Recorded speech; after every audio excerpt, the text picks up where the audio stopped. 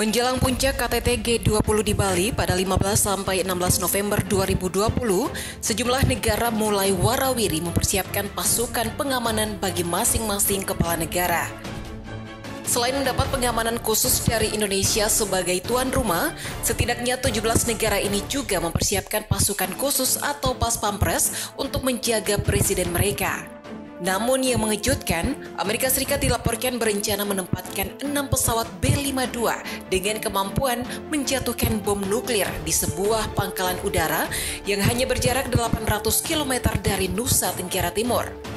6 pesawat pembom itu tepatnya mendarat di pangkalan terpencil di Tindal, sekitar 300 km di selatan Darwin, Australia.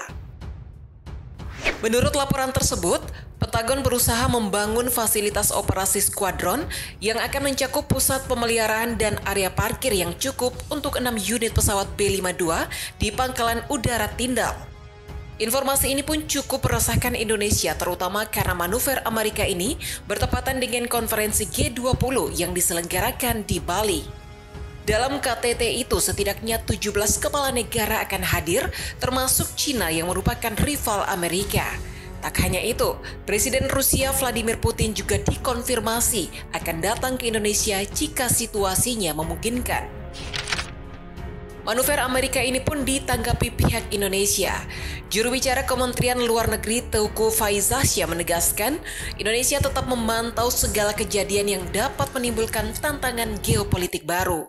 Maka itu, ia menghimbau agar negara-negara yang berada di Indo-Pasifik untuk menahan segala manuver yang mengancam.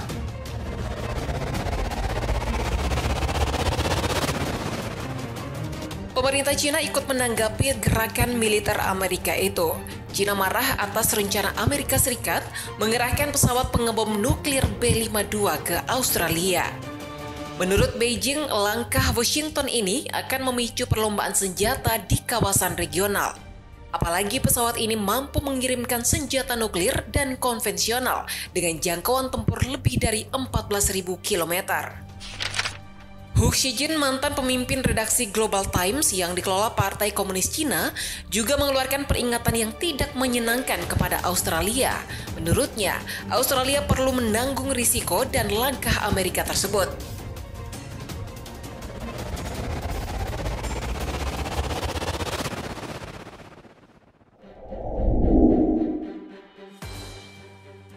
Pasukan pengawal khusus atau Secret Service Amerika Serikat dan China mulai mengirim logistik pengamanan untuk masing-masing kepala negaranya di konferensi tingkat tinggi G20 di Bali pada 15 sampai 16 November 2022. Presiden Amerika Serikat Joe Biden dan Presiden China Xi Jinping telah dijadwalkan menghadiri pertemuan forum ekonomi tersebut.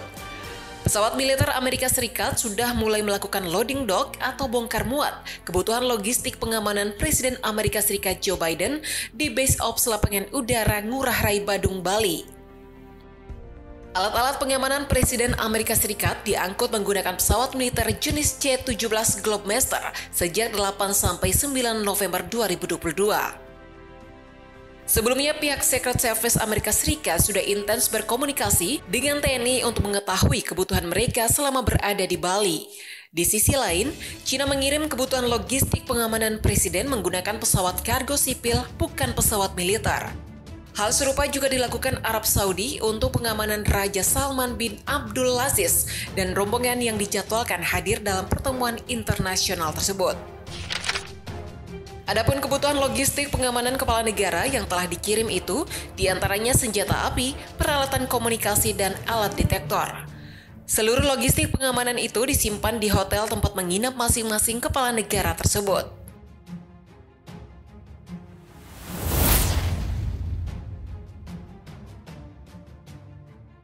Ajudan Presiden Putin Yuri Ushako menyampaikan sebelum memastikan kehadiran Putin dalam KTT G20 di Indonesia, pihaknya telah mengerahkan tim untuk meninjau untuk melihat berbagai kemungkinan di lokasi. Adapun lokasi yang ditinjau pasukan khusus Rusia ialah hotel tempat Putin menginap dan sejumlah lokasi yang bakal dikunjungi Putin. Sementara Panglima TNI Jenderal Andika Perkasa mengatakan, tim keamanan negara Rusia telah menjalin komunikasi dengan pihaknya menjelang KTT G20 pada tanggal 15 hingga 16 November 2022.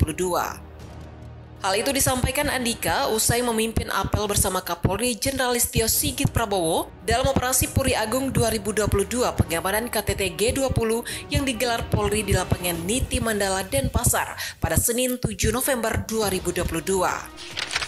Andika belum bisa memastikan kedatangan Presiden Rusia Vladimir Putin dan Presiden Ukraina Volodymyr Zelensky ke Pulau Bali.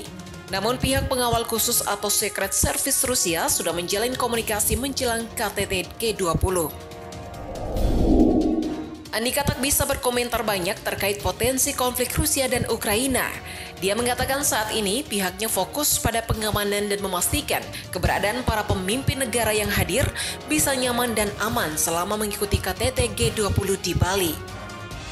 Andika mengatakan pengamanan selama KTT G20 akan melibatkan sebanyak 18.030 personil gabungan dari TNI dan Polri serta instansi lainnya.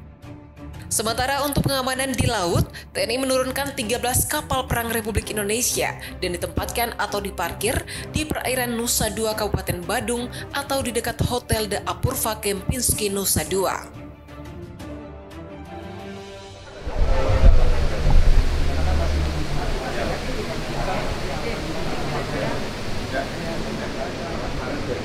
Ya, jadi ini sudah H-7.